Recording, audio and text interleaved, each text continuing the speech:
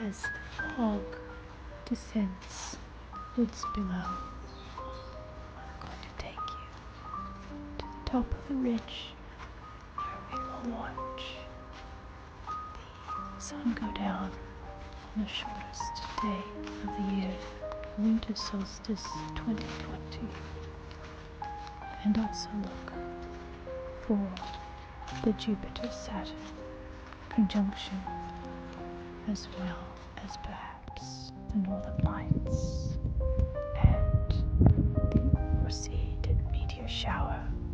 Let's go.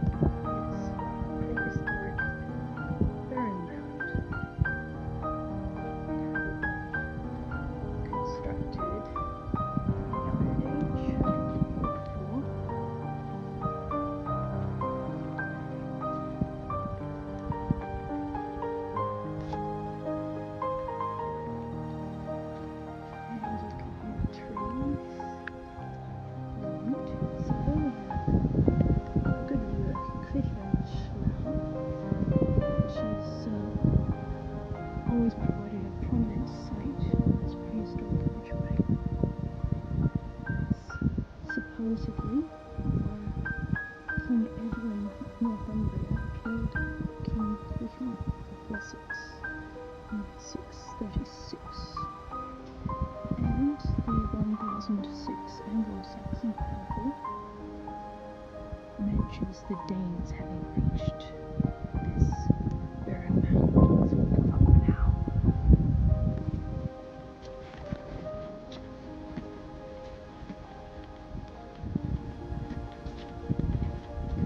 Very muddy.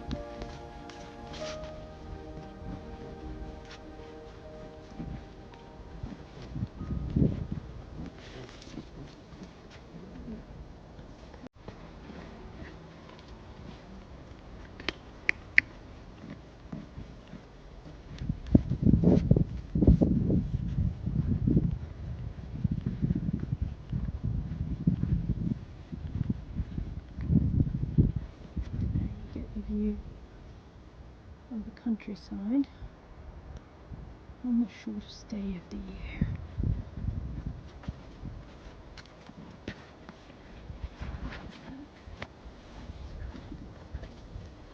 Okay.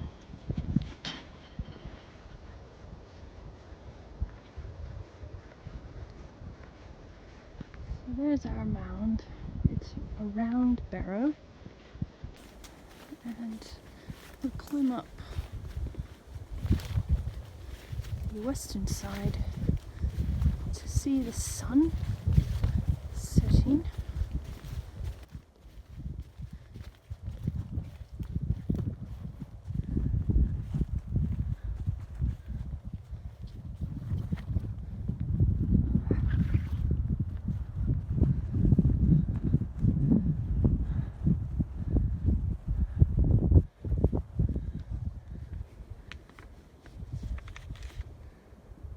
That's at about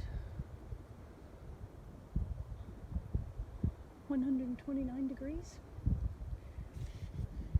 It rises, which is there, and goes through only 103 degrees to there, and you can see it just setting behind those trees at 232.1 degrees at 15:58.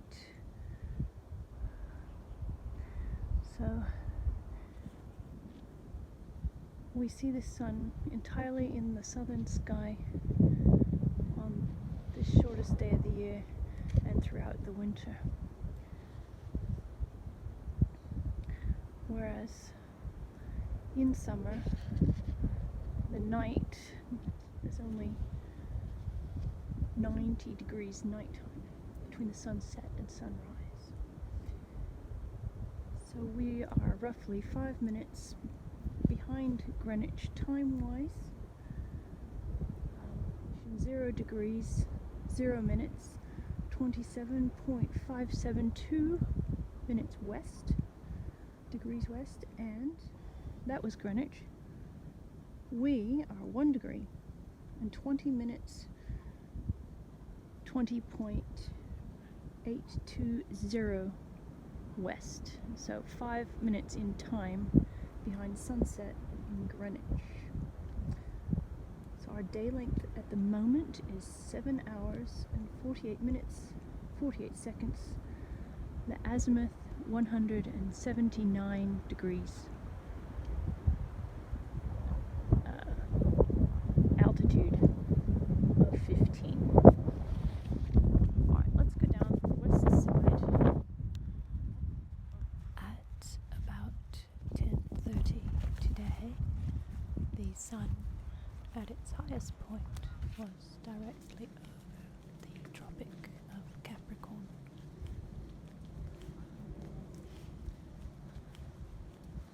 So now we're going towards a little shelter where we will have a little bit of refreshment as the sun sets.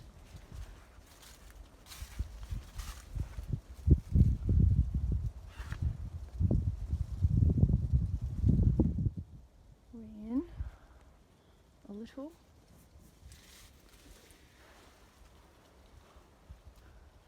shelter made out of tree branches, put up right on the prehistoric pathway. And now we will have some refreshments. What have we got? Let's see. Right, now let's get out something. What have we got? Mince pies.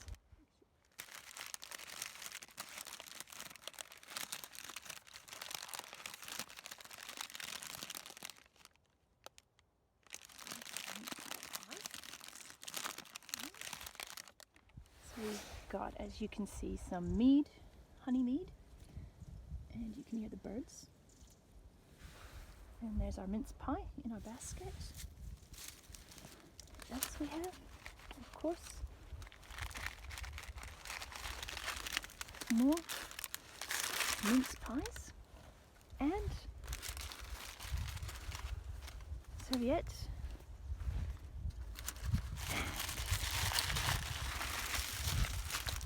Our books. Can't forget the books.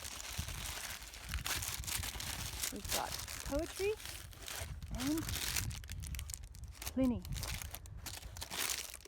which we will do some reading in our nice little hut here. So let's have some mead and mince pies, and I will turn on the light. See now the inside of our little hut.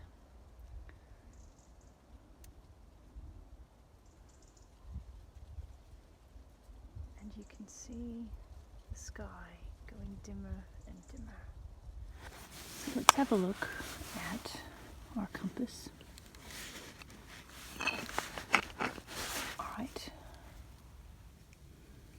So if we go, I need that.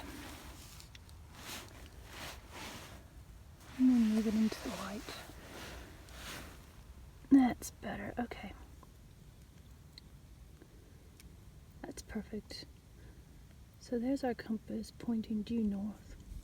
And you can see through the points, the sun will rise at 129, almost southeast, and sets at, what was it, 2:15, 2:32.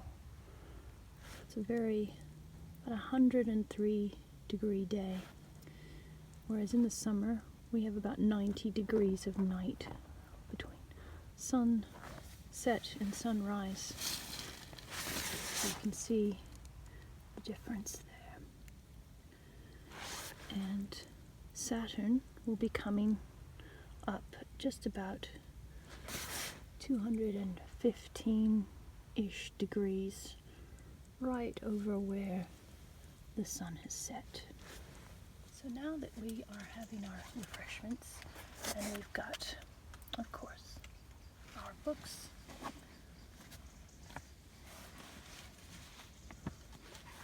one of the phenomena we're about to hopefully see tonight is the Jupiter and Saturn conjunction. There will be 0.1 degree between the planets, so they will look like one big ball.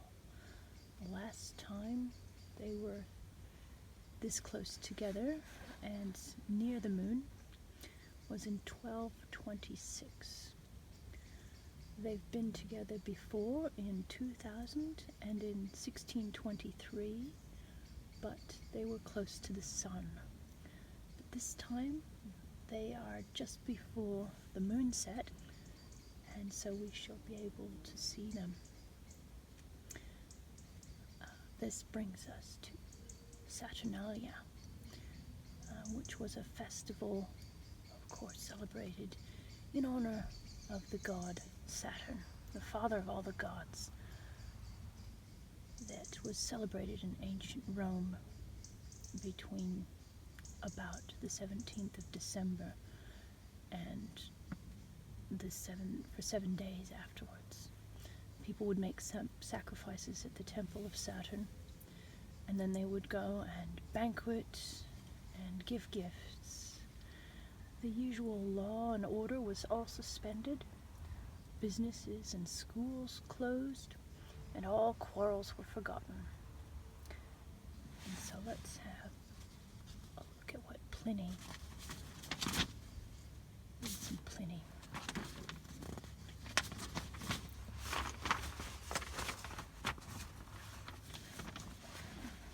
So we have in Pliny's Natural History on Saturn. Pliny writes that it is certain that the star called Saturn is the highest and therefore appears the smallest, that he passes through the largest circuit, and that he is at least 30 years in completing it. Saturn is a star of a cold and rigid nature, while the orbit of Jupiter is much lower and is carried round in 12 years. So now that we are at a point of the year where they are together, we'll be able to see them as the Christmas star. And using binoculars, you can almost see the rings on them, or a telescope, which we won't be able to see with this camera, but we will give it a shot. It is clouding over, and fog is starting to appear, so it seems that we will not see Saturn and Jupiter this evening, but they will be visible for another few days as one giant Christmas star.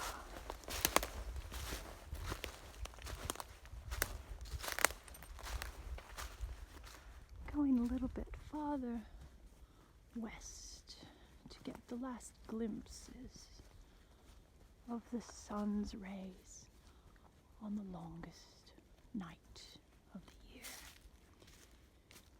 What will be?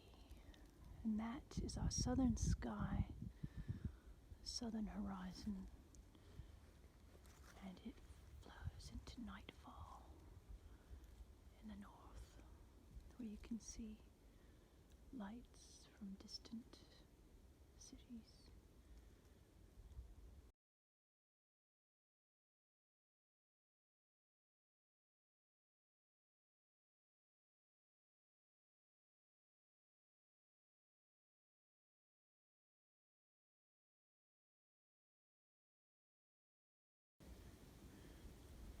can see the moon there.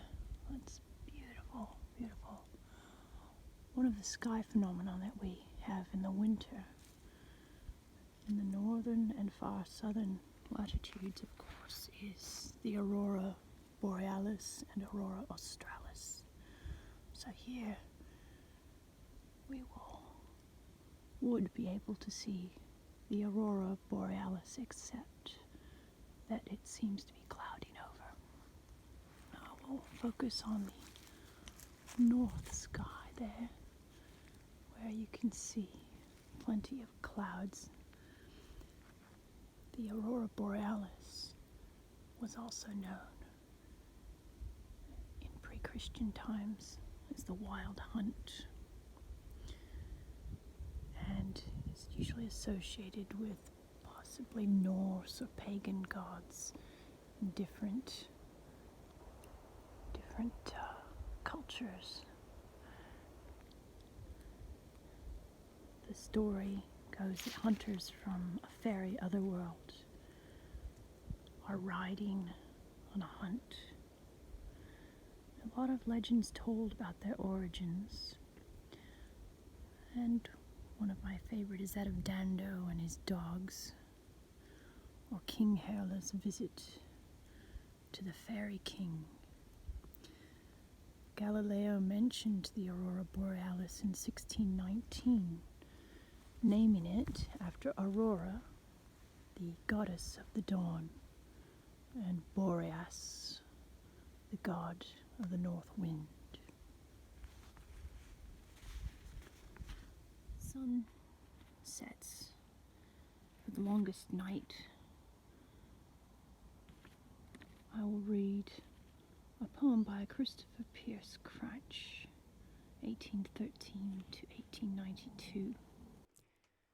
To the Aurora Borealis, Arctic found of holiest light, springing through the winter night, spreading far beyond yon hill, when the earth lies dark and still, rippling over the stars as streams over pebbled beds in sunny gleams.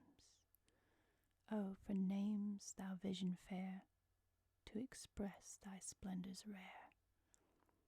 Blush upon the cheek of night, posthumous, unearthly light. Dream of the deep sunken sun, beautiful, sleep-walking one. Sister of the moonlight pale, star obscuring meteor veil, spread by heaven's watching vestals, sender of the gleamy crystals, darting on their arrowy course, from their glittering polar source, upward where the air doth freeze, round the sister Pleiades. Beautiful and rare Aurora, in the heavens thou art their flora, night blooming Cereus of the sky, rose of the amaranthine dye, hyacinth of purple light, or the lily clad in white. Who can name thy wondrous essence, thou electric phosphorescence? Lonely apparition fire, seeker of the starry choir, restless roamer of the sky, who hath won thy mystery? Mortal science hath not ran with thee through the Empyrean, where the constellations cluster, flower-like, on thy branching lustre. After all the glare and toil, and the daylight's fretful coil, thou dost come so mild and still, hearts with love and peace to fill, as when after revelry with a talking company, where the blaze of many lights fell on fools and parasites, one by one the guests have gone, and we find ourselves alone. Only one sweet maiden near, with a sweet voice low and clear, whispering music in our ear. So thou talkest to the earth after daylight's weary mirth. is not human fantasy, while Aurora likest thee, blossoming in nightly dreams like thy shifting meteor gleams.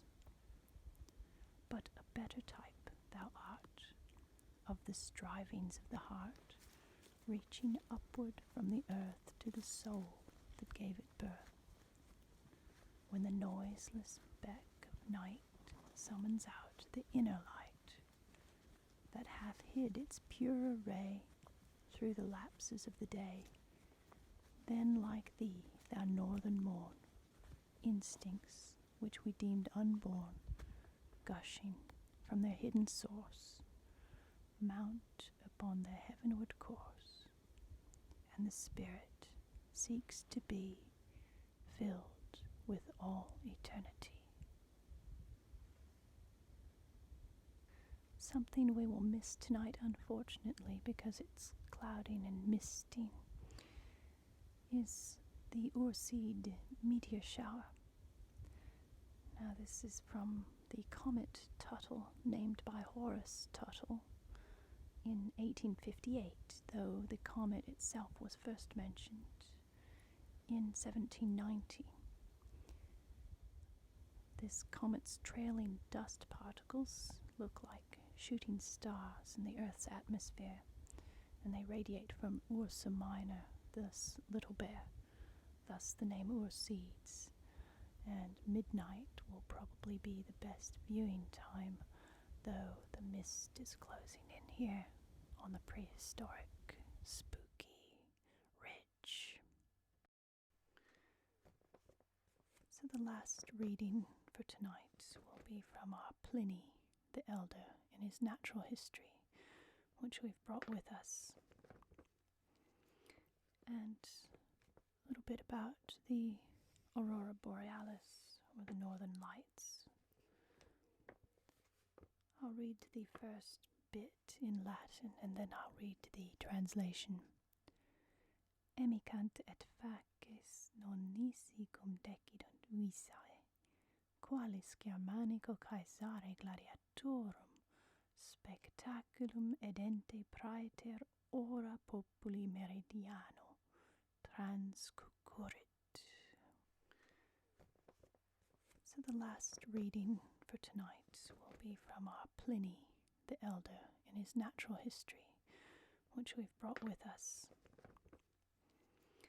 and a little bit about the Aurora Borealis, or the Northern Lights. I'll read the first bit in Latin, and then I'll read the translation. Emicant et faces non nisi cum decidunt visae, qualis Germanico Caesare gladiatorum spectaculum edente praeter ora populi meridiano transcucurit. Hipparchus before mentioned.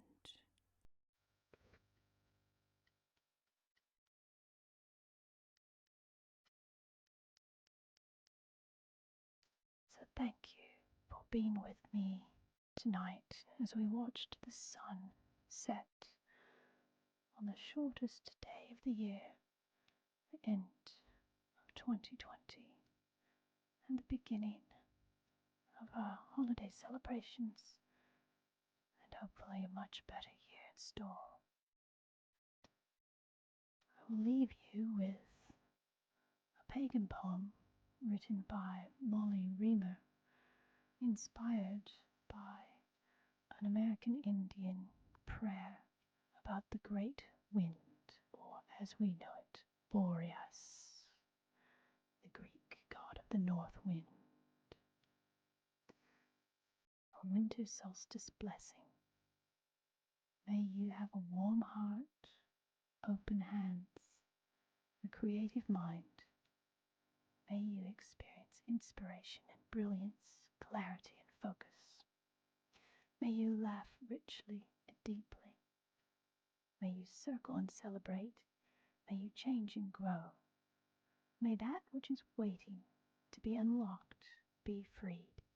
And may you soar with the knowing that you are carried by a great wind across the sky.